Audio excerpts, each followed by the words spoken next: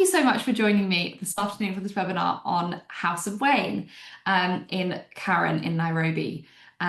We, as always, will have recorded this webinar and we will be popping it on our YouTube. That will also go on the Travel Hub on their page there, and we'll also be sending out the recording in our follow-up newsletter, which should go out to you guys on Friday. But House of Waine, for those of you who don't know House of Waine, we are located in Karen, which is a beautiful leafy suburb in Nairobi. We are short distance from Wilson Airport, which is kind of where everyone flies out of to get off to safari. And we're about 45 minutes from Jomo Kenyatta Airport. That depends on traffic, of course. We know, many of us, Nairobi is not always reliable when it comes to traffic, but in general, it's around 45 minutes. And this kind of gives you a little bit of an overview of the product. It is 10 rooms and 1 suite in the main house, and then we have a 2-bedroom cottage on the property as well. So a quick map of Kenya to give you an idea. We've got Nairobi just there, and then obviously you're jumping off from Nairobi often, or Mombasa, to other areas in throughout the country. We do have a day offer. It is $60 per person. It's a really great offer if you've got guests who have maybe flown in early, have got a flight till later, or or vice versa.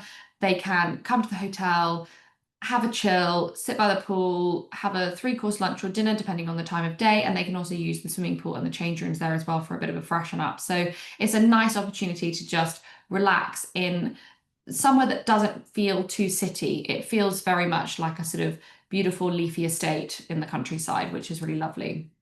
As you can see, we've got these gorgeous lush gardens. We've got 2 hectares of lush gardens. And the hotel was actually a home before it was a hotel. So it was built originally as someone's home, big home. But yeah, originally built as someone's home. So it still has that kind of home from home feeling. You've got a lovely big garden to kind of spread out into. The downstairs is all quite open, and then upstairs you've got the rooms off of one long corridor. And actually what's quite nice is if you've got a few people traveling together, we can kind of put them down one end, and they can sort of have a wing of the hotel almost. So if you've got a few rooms booking, we'll kind of place them all together so that they're all kind of in one area and kind of almost feel like they have part of the hotel to themselves. Beautiful big reception area. You drive in sort of at the back, well, it feels like the back, I suppose, and then you walk into this reception area, and there's always smiling, lovely staff here. That's one thing that I've always really noticed, is the staff have just always been just delightful, and really can't do more to help you and really go above and beyond. We've got this big lounge space inside. Nairobi does get quite cold, and so it is nice to cozy up in the lounge of an evening with a glass of wine after dinner, if you're not, sitting outside. But we do love a good alfresco lunch, so it's nice to sit outside in the sunshine under a tree. We also have the veranda up the top there as well, which is a lovely spot for a coffee. In terms of dining, we have our dining room, and then we also have a conservatory, which we often serve breakfast in.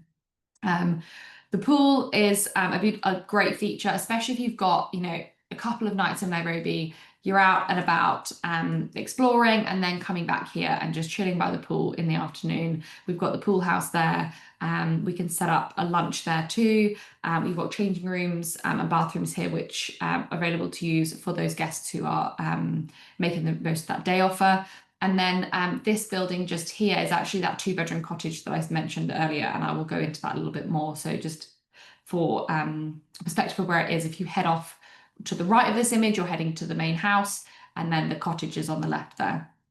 Yeah, as I said, with dining, it's quite a traditional style of dining. We tend to have a small menu of a few options, including vegetarian options and things like that. But also because it's such a small hotel, we can really be very flexible.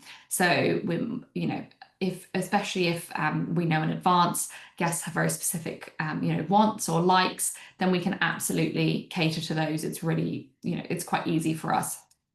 Um, all the rooms are decorated in a slightly different style. What is kind of a really key feature of all the rooms is that they are all really spacious. Most of them, in fact, all of them will have a comfy sofa or a comfy chair to kind of lounge in.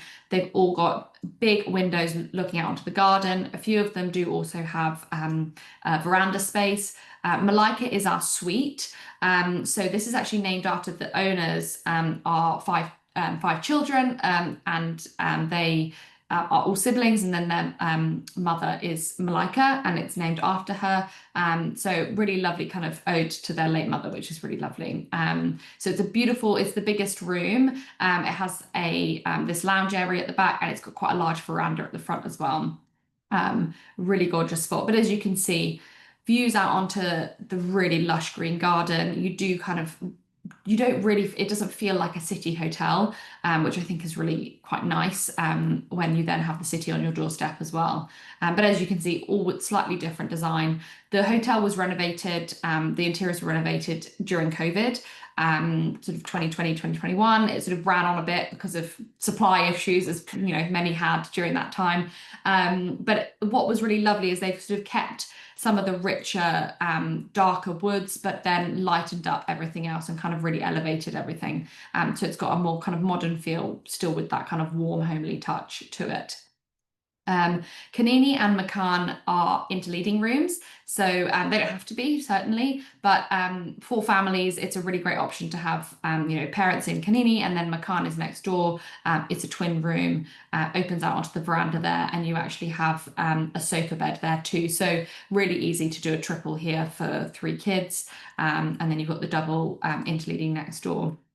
The 2-bedroom cottage is, I would say, a really great option for a young family. You've got a great sort of big living and dining space, lounge space, so somewhere to kind of just spread out, and chill out.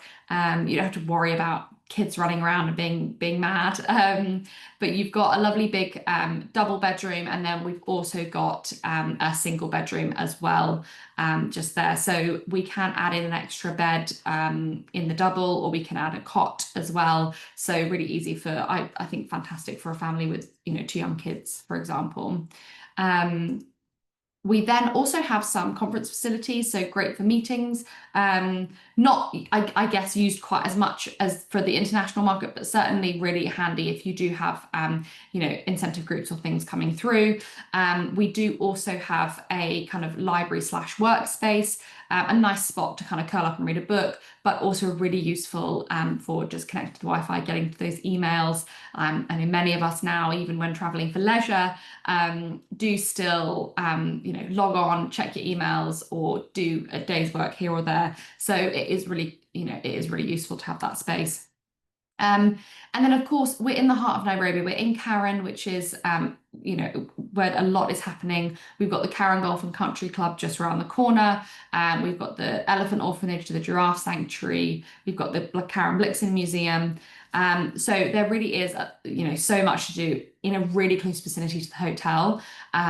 This is the Sheldrick's Animal Orphanage, where there are the gorgeous little baby elephants and baby rhino. And they talk a lot about the kind of incredible work that they're doing, and the rewilding of those elephants.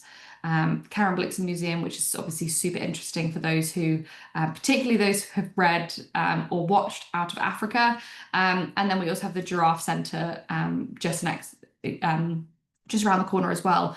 What I noticed, particularly my first time kind of exploring Nairobi, or exploring the Karen area, is you drive past the hotel, going to these various places. So you really are so close. There's also a really great kind of F&B kind of food and beverage scene, great kind of hospitality vibes in Nairobi as well. So really great for like a nice lunch when you're out, and then coming back to the hotel for dinner. So you really do have, it's in a really great location for all of these